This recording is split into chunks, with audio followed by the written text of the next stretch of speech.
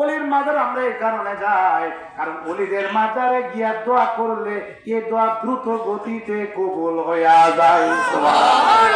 ওলিদের মাজারে আমরা এই কারণে যাই, ওলিদের মাজারে গেলে বরকত পাওয়া যায়, ওলিদের মাজারে গেলে মুসিবত দূর হইয়া যায়। বলতে বলেন হুজুর দলিল আসেনি? হ্যাঁ আছে। আমরা সুন্নিরা দলিল ছাড়া কথা বলি না। কেন আমরা মাজারে যাই? আমি বলছি মাজারে গিয়ে দোয়া করলে দোয়া দ্রুত গতিতে কবল হয়, মাজারে গেলে বরকত পাওয়া যায়, মাজারে গেলে তার মুসিবত বা বিপদ আপদ দূর হইয়া যায়। আমার মুখের কথা নয়, এই যে ফতোয়া স্বামী, এই কারার মতো ক্ষমতা নীল আকাশের মধ্যে কোনো মৌলবী নাই।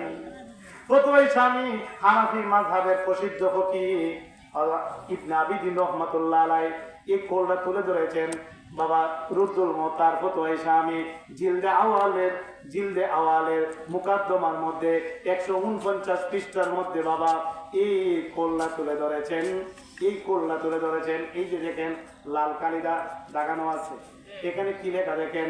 ইমাম শাফি বলেন, কি বলেন এখানে? আমরা যারা বসছি আমরা কি বাবা মাযহাব মানে কি মানি না? আমরা মাযহাবের নাম কি? হানাফি। আরো 3টা মাযহাব আছে না? হানাফি, শাফি, মালিকি, হাম্বলি। কয়টা হইছে? 4 মাযহাব মানা হলো ওয়াজিব, কিন্তু অনুসরণ করতে হবে একটাকে। কথা ঠিক না বেরে? তরিকা কয়টা? 4টা। কাদরিয়া, চিশতিয়া, নকশবন্দিয়া, মুজাদ্দিদিয়া। আমরা অনুসরণ করি একটাকে। সুবহানাল্লাহ বলুন। সুবহানাল্লাহ। মানি অনুসরণ করি একটা। মাযহাব 4টা মানি, কিন্তু অনুসরণ করি একটা। 4 মাযহাব মানা ওয়াজিব, 4 তরিকা মানা ওয়াজিব। এই বাবা গো, 4 মাযহাবের মধ্যে একটা মাযহাব হানাফি, আমরা হইলাম হানাফি। কথা ঠিক না বেরে? আরেকটা আছে শাফি, শাফিও সত্য, উনি আল্লাহর ওলি, উনারও কোটি কোটি মানুষ অনুসরণ করে। ইমাম শাফি আওলাদ রাসূল, ইমাম শাফি মুস্তাহিদ, ইমাম শাফি উনি একজন মাযহাবের ইমাম। উনি লিখতেছেন, ক্বালা ইমাম শাফি ইন্নী লা আতাবাররাকা বি আবি হানিফা ওয়া আজিজু ইলাল কাবারে। ইমাম শাফি কয়, আমি আবু হানিফার মাজার থেকে বরকত হাসিল করি। সুবহানাল্লাহ। তাহলে এই দলিল থেকে কি প্রমাণিত হইল? ওলি আল্লাহর মাজারে গজব না বরকত? বরকত। উনি বলতেছেন আমি আবু হানিফার মাজার থেকে বরকত হাসিল করি। শুধু বরকত নয়, উনি বলেন ফাইজা আরাদাত লি হাজাত, যখন আমি শাফির মধ্যে কোনো বিপদ আসে গো, যখন আমি শাফির মধ্যে কোনো মুসিবত আসে, তখন আমি কি করি? আমি চলে যাই আবু হানিফার মাজার। সুবহানাল্লাহ। আবু হানিফার মাজারে গিয়া সাল্লাইতু রাকাতাইনে, এখানে কি আমি 2 রাকাত নফল নামাজ পড়ি। সুবহানাল্লাহ বলেন বাবা। ইমাম শাফি কয়, যখন আমার মধ্যে মুসিবত আসে, যখন আমার মধ্যে কোনো বিপদ আসে, আমি চলে যাই আবু হানিফার মাজারে গিয়া আমি 2 রাকাত নফল নামাজ পড়ি। নামাজ পড়িয়া ওয়াসালতুল্লাহি তাআলা, আমি আল্লাহ পাকের কাছে প্রার্থনা করি, আল্লাহ পাকের কাছে আমি দোয়া করি, আল্লাহ পাকের কাছে আমি কিছু চাই। যখন চাই সাথে সাথে আমার দোয়া কবুল হইয়া যায়। শুধু কবুল হয় নয়, আমার যে মুসিবত আছে এই মুসিবত দূর হইয়া যায়। এই দলিল থেকে কি প্রমাণিত হইল?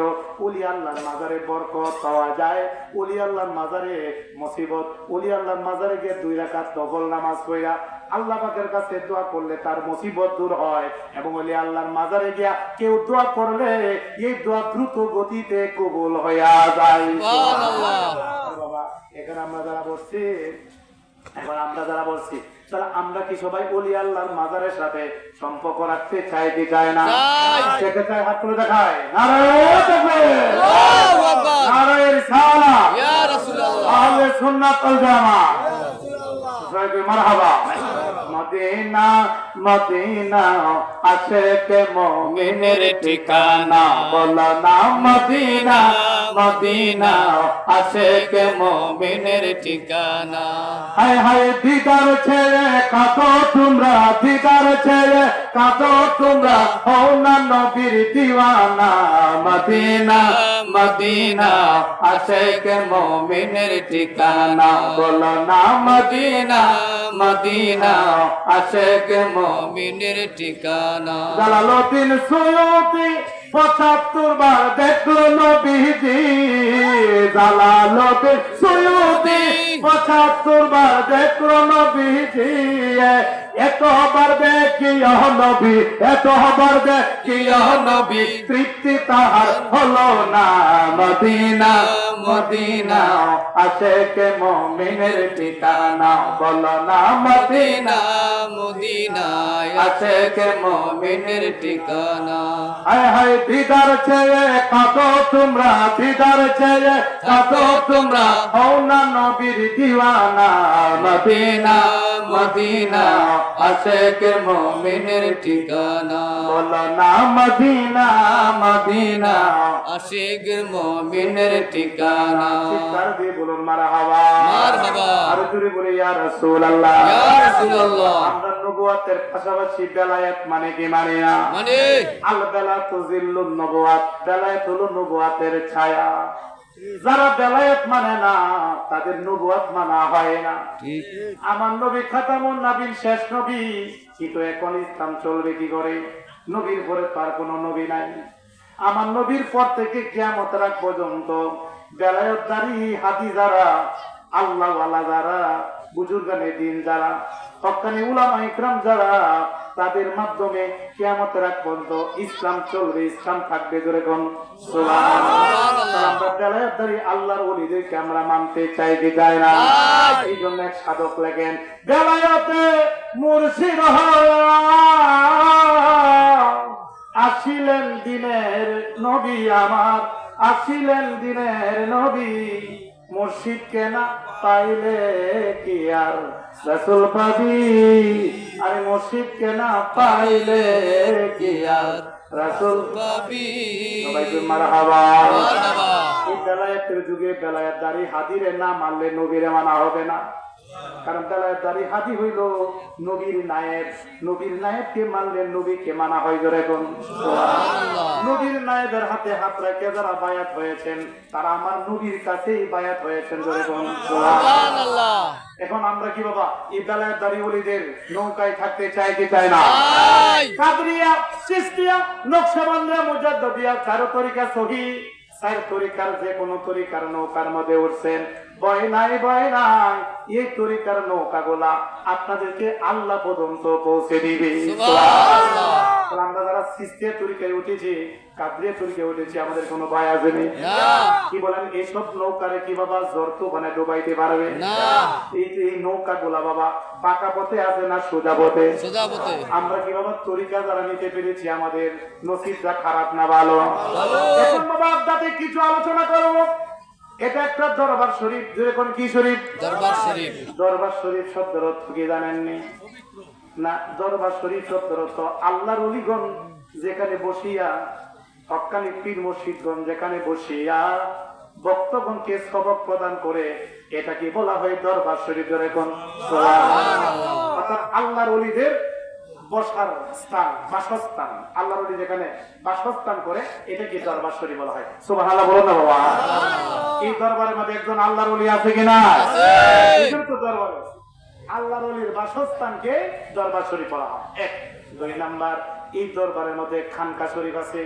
প্রত্যেকটা দরবারের মধ্যে খানকা শরীফ আছে কি নাই এখন খানকা শরীফ শব্দের অর্থ কি খানকা শব্দের অর্থ হলো বাবা আধ্যাত্মিক পাঠশালা আধ্যাত্মিক স্কুল দুনিয়ার স্কুলের মধ্যে জাহিরি শিক্ষা দেয় আর খানকা শরীফের মধ্যে বাতিনি শিক্ষা মারিফতের শিক্ষা ইলমে তাসাউফের শিক্ষা দেয় জোরে কোন সুবহানাল্লাহ অর্থাৎ আধ্যাত্মিক স্কুলকে তাসাউফের স্কুলকে তরিকতের স্কুলকে মারিফতের স্কুলকে খানকা শরীফ বলা হয় চিৎকার দিয়ে কোন সুবহানাল্লাহ আমরা কি বাবা খানকা শরীফের পক্ষে আছে কি নাই বলেন তো বাবা মসজিদ আগে না খানকা আগে খানকা আগে খানকা আগে মসজিদ পরে আরেকটা কথা জেনে নেন বাবা মারিফত আগে না শরীয়ত আগে মারিফত আগে শরীয়ত পড়ে কারণ হেরা গুহা আগে কোরআন শরীফ পড়ে কোরআন শরীফ হলো বাবা শরীয়ত আর হেরা গুহা হলো মারিফত হেরা গুহার মধ্যে আমার দয়াল নবী 15 বছর 3 মাস সাধনা করেছেন, জোরে কোন সুবহানাল্লাহ। মুরাকাবা করছে 15 বছর 3 মাস। আজকে শরীয়তের মোল্লারা মসজিদের মধ্যে এই ওয়াজ করে না, শুধু নামাজের ওয়াজ করে, রোজার ওয়াজ করে, পর্দা ঘোষিতার ওয়াজ করে, কিন্তু নবী যে মুরাকাবা করছে 15 বছর, এই ওয়াজ করো না কেন? নবীজি বলছে তাফাক্কারু সাআত খায়রুম মিন ইবাদাতি আলফি আমিন। তোমরা যদি কেউ 1 ঘন্টা মুরাকাবা করো, তোমাদের আমল নামার মধ্যে 1000 বছরের বন্দিকে লাগা হবে। তাহলে কি মুরাকাবা করা দরকার আছে কিনা? আরো কিছু তথ্য জেনে নিন। মসজিদ থেকে মুসল্লি বের হয়, আর খানকা শরীফ থেকে আল্লাহর ওলি বের হয়। কথা ঠিক না বেঠিক? মাওলানা রুমি মসজিদ থেকে মুসল্লি হইছে, কিন্তু ওলি হতে পারে নাই। ওলি হইছে শামসুত তাবরিজির খানকা থেকে, জোরে কোন সুবহানাল্লাহ। শামসুত তাবরিজের কাছে বায়াত হওয়ার পরে ইলমে তাসাউফের জ্ঞান নিয়ে যখন তপস্যা শুরু করছে, তখন মাওলানা রুমির নাম আল্লাহর ওলির দপ্তরে লেখা হয়েছে। সুবহানাল্লাহ। আমরা কি অবাক খানকার সাথে সম্পর্ক রাখতে চাই কি চাই না? এই খানকারে উড়াইয়ে দিতে চাই, খানকাকে পুড়িয়ে দিতে চাই একদল। কথা ঠিক না? কারণ খানকা থাকলে আর সমস্যা। কারণ খানকার মধ্যে মিলাদ কিয়াম হয়, খানকার মধ্যে ঈদি মিলাদুন নবী হয়, খানকার মধ্যে লতিফার জিকির হয়, খানকার মধ্যে ইলমে তাসাউফের চর্চা করা হয়, খানকা শরীফ থেকে নবী ওলি সম্মান গাওয়া হয়, খানকা শরীফ থেকে আহলে বায়াত পাক পাঞ্জাতনের সম্মান গাওয়া হয়। কথা ঠিক না বেঠে? এই জন্য খানকা শরীফকে তারা মুছিয়ে দিতে চায়, উড়িয়ে দিতে চায়, পারবে না। যতক্ষণ তরিকতের পাগলগুলা থাকবে, কিন্তু খানকার দিকে তারা আসতে পারবে না। কথা ঠিক না বেঠে? বাবা, এই খানকা শরীফের মধ্যে আদব, ভক্তি, শ্রদ্ধা শেখানো হয়। কথা ঠিক না বেঠে? খানকার একজন মুসল্লি, খানকার একজন সদস্য, মসজিদের একজন মুসল্লি একখানা করবেন, আমি মসজিদকে অবজ্ঞা করছি না, অবশ্যই শরীয়তে নামাজ রাখবে, মসজিদে যেতে হবে, কিন্তু মসজিদের মধ্যে গীবত গাওয়া হয়, ইমাম সাহেব গীবত গায় মসজিদের মধ্যে। তারা কয় আপনার ওলির মাজারা যাবেন না, ওলির মাজারা গাঁজা খায়, ওলির মাজারা যাওয়া বেদাত। জোরে কোন নাউজুবিল্লাহ। কোন মাজারা গাঁজা খায়? আমি ভারতে খাজা বাবার মাজারে আমি 2 বার চিল্লা করেছি, 3 দিন। আমি খাজা বাবার মাজারের এরিয়ার ভিতরে গাঁজা খাবি দূরের কথা, একটা বিড়ি বন্ধ দেখি নাই। বিড়ি খাবে দূরের কথা, খাজা বাবার এরিয়ার ভিতরে উজু ছাড়া কোনো মানুষ প্রবেশই করে না। জোরে কোন কোন ওলির মাজারের ভিতরে কেউ উজু ছাড়া ঢুকে না। কথা ঠিক না বেঠে? এগুলো মিথ্যা কথা। ওলি আল্লাহর মাজারের সাথে যারা সম্পর্ক রাখে, খানকা শরীফের যারা সম্পর্ক রাখে, এরা আদব, ভক্তি, শ্রদ্ধা, প্রেম, মানুষকে আঘাত দেয় না, মানুষকে কষ্ট দেয় না, মানুষকে ভালোবাসে, গীবত গায় না, নিন্দা করে না, হিংসা করে না, গৌরব করে না, আমিত্বের পূজা করে না। একজন সহজ সরল মানুষ হলো তরিকতের লোক। কথা ঠিক না বেঠে? আর মসজিদের মুসল্লি আমার জানা মতে এমন কিছু মুসল্লি আছে 5 ওয়াক্ত নামাজ পড়ে আবার সুদও খায়। এমন মুসল্লি আছে কিনা? নামাজ পড়ে গীবত গায়, মসজিদের মধ্যে বসে গীবত গায়। আল গীবত আসা তুমি না, উপায় নাই। কারণ কি? এরা নামাজ পড়ে লোক দেখানো, কলব ঠিক হয় না। কলব হলো রাজধানী, বাংলাদেশের রাজধানী হলো ঢাকা। ঢাকা যদি অচল হইয়া যায়, তাহলে দেশটা অচল হইয়া যাইবে। আপনার আমার এই মানব দেহটা হইলো একটা বাবা রাষ্ট্র, এটা একটা রাজ্য। এই রাজ্যের রাজধানী হলো কলব। কলব যার ঠিক, সারাটা দেহ তার ঠিক। কলব যার বেঠিক, সারাটা দেহ তার বেঠিক। কলব যার পবিত্র, সারাটা শরীর তার পবিত্র। কলব যার অপবিত্র, সারাটা শরীর তার অপবিত্র। কি বলেন, ঠিক না বেঠে? নামাজ পড়ে ঠিকই, কিন্তু কলব ঠিক না। এই জন্য কলব আগে ঠিক করো, কলবের ময়লা আবর্জনা দূর করো। কলবের ময়লা আবর্জনা দূর করিয়া হুজুরি দিলে যখন নামাজে দাঁড়াবে, তখন এই নামাজে মেরাজ হইয়া যাইবে। ও আমার আশেক ভাই, ও আমার মুমিন ভাই, হুজুরি করবে নামাজ পড়ো ভাই। দিল কাবাতে নামাজ পড়লে মুমিনের মেরাজ হইয়া যায়। হুজুরি করবে নামাজ পড়ো ভাই। মানবের দেহের মাঝে ছয়টি লতিফায় আছে। ছয় লতিফার জিকির করলে কলব জারি হইয়া যায়। হুজুরি কলবে নামাজ বড় ভাই, চিৎকার দিয়ে বলুন সুবহানাল্লাহ। কলবের ময়লা আবর্জনা দূর করা দরকার আছে কিনা? এখন কলবের ময়লা আবর্জনা দূর করতে হলে জিকির লাগবে। আমরা কি জিকির করতে চাই কি চাই না? চাই। আল্লাহ শব্দকে নাভি হইতে উপর দিকে তুল, ইল্লাল্লাহু জরব দিয়া কলবের তালা খোল। লা ইলাহা ইল্লাল্লাহ লা ইলাহা ইল্লাল্লাহ লা ইলাহা ইল্লাল্লাহ জোরে লা ইলাহা ইল্লাল্লাহ লা ইলাহা ইল্লাল্লাহ। আয় বহু দূরে মদিনা, আমরা কেমনে যাব জানি না। বলুন বহু দূরে মদিনা আমরা কেমনে যাব জানি না। আমার দয়াল আল্লাহ দয়া কর, দয়াল আল্লাহ দয়া করো, পুরা মনের বাসনা। লা ইলাহা ইল্লাল্লাহ লা ইলাহা ইল্লাল্লাহ। ইলাহা ইল্লাল্লাহ মুহাম্মাদুর রাসূলুল্লাহ। আমার নবী কই সব জিনিস পরিষ্কার করার একটা যন্ত্র আছে। কলব পরিষ্কার করার যন্ত্র হইল আল্লাহ পাকের জিকির। বাবা সূরা শামসের 9 নং আয়াতে আল্লাহ বলেন কদ আফলাহা মান যাক্কাহা। আমার আল্লাহ বলেন যার কলবকে শুদ্ধ করেছে সেই সফল কাম হয়েছে। সুবহানাল্লাহ। সফলতা লাভ করেছে সেই ব্যক্তি যিনি আত্মশুদ্ধি করেছে। এই আত্মশুদ্ধি মুক্তির পথ। তরিকতের মেইন পয়েন্ট হলো আত্মশুদ্ধি করা। চিৎকার দিয়ে সুবহানাল্লাহ। আত্মশুদ্ধি করা দরকার আছে কিনা? এই বাবা দিনে রাতে 10 বার হাত মুখ ধুই, 10 বছরও তো একবার কলব দেওয়ার চিন্তা করলাম না। কথা ঠিক না বেটে? কলবের মধ্যে শয়তান বয়ে রয়েছে। এই কলবের মধ্যে আল্লাহর বাসস্থান, আবার এই কলবের মধ্যে শয়তানের বাসস্থান। নামাজে দাঁড়াইলে কয় রাকাত নামাজ পড়ছিলেও মনে থাকে না। কথা ঠিক না বেটে? নামাজে দাঁড়া ঠিকই, দেহটা মসজিদের মধ্যে, কিন্তু মনটা হইল ইরিকেতে। দেহটা মসজিদের মধ্যে, মনটা চলে যায় বন্ধু বান্ধবের কাছে।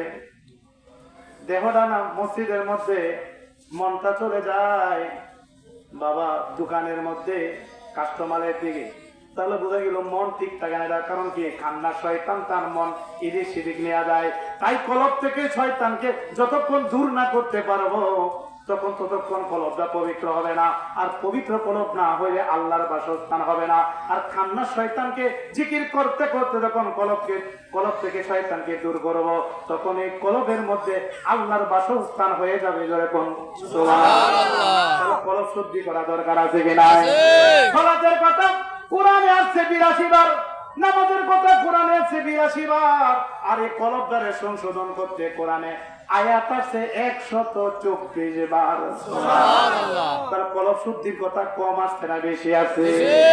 এখন বাবা সালাতের কথা কোরআনে আছে 82 বার, কলব সংশোধন করতে কোরআনে আয়াত আছে 124 বার। আর জিকির করতে কোরআনে আয়াত আছে বাবা 322 বার। সুবহানাল্লাহ। আমরা বাবা জিকির করতে চাই কি চাই না? চাই। বেশি বেশি জিকির করবেন বাবা। আপনার মুর্শিদ আপনাকে যে জিকিরটা দিচ্ছে সেটা বেশি বেশি করবেন। আমি জানতে চাই আপনাদের তরিকার নাম কি? চিশতিয়া। যদি বলেন কি? চিশতিয়া। এখন আমি জানবো বল চিশতিয়া শব্দের অর্থ কি জানেন? আজকে জেনে নেন। চিশতিয়া তরিকা মানে, চিশতিয়া অর্থ হলো সুফি। সুবহানাল্লাহ বলুন। চিশতিয়া তরিকা মানে সুফি তরিকা, আধ্যাত্মিক তরিকা। জোরে জোরে কোন সুবহানাল্লাহ। চিশতিয়া তরিকা মানে কি? সুফি তরিকা। চিশতি একটা গ্রাম ছিল। এই গ্রামের থেকেই মধুর চিস্তির আগমন হয়েছিল। এই চিস্তি থেকে চিস্তিয়া, কিন্তু চিস্তির অর্থ দাঁড়ায় সুফি। একরা বলেছেন চিস্তিয়া মানে সুফি তরিকা। চিৎকার দিয়ে এই জন্য সুফিবাদের উত্থান হয়েছে চিস্তিয়া থেকে, বেশি বেগবান হয়েছে বাংলাদেশে। এখন বাবা খাজা বাবা আমরা বলি, খাজা শব্দের অর্থ কি জানেন? চিস্তিয়া তরিকার প্রবর্তকের নাম কি? খাজা মঈনুদ্দিন। কথা ঠিক হবে? এখন খাজা শব্দের অর্থ কি? খাজা শব্দের অর্থ সম্মানী, খাজা শব্দের অর্থ গুরু। খাজা শব্দের অর্থ ধনী, খাজা শব্দের অর্থ বাবা, খাজা শব্দের অর্থ হলো জ্ঞানী। চিৎকার দিয়ে করবেন সুবহানাল্লাহ। খাজা অর্থ গুরু, খাজা অর্থ সম্মানী, খাজা অর্থ শক্তিশালী, খাজা অর্থ হলো ধনী বা গরিবের বন্ধু না, গরিবের কষ্ট হরণকারী। চিৎকার দিয়ে করবেন সুবহানাল্লাহ। যিনি গরিবের কষ্ট হরণ করে নিয়েছিলেন তিনি হল গরিবে নওয়াজ। চিৎকার দিয়ে করবেন গরিবে নওয়াজ কি? গরিবের কষ্ট হরণকারী, মানে কষ্ট নিয়ে গেছে, কষ্ট দেয় নাই, গরিবের বন্ধু হয়ে কাজ করেছেন, তিনি হলো খাজা গরিবে নওয়াজ। চিৎকার দিয়ে করবেন সুবহানাল্লাহ। এই খাজা বাবার তরিকা আপনারা যারা নিয়েছেন নসিব দেখার আপনার ভালো। বাবা খাজা এমন একজন খাজা বাবা যিনি সমস্ত সম্পদ মানুষের কল্যাণে দান করে দিয়েছিলেন। জোরে করুন। আপনাদের মুর্শিদের কি অবস্থা? সবকিছু মানুষের কল্যাণে দান করেছেন। কারণ সব ধর্মের মুখ্য কথা একমাত্র মানবতা। কারণ মানুষকে ভালোবাসতে খুশি হয় কে?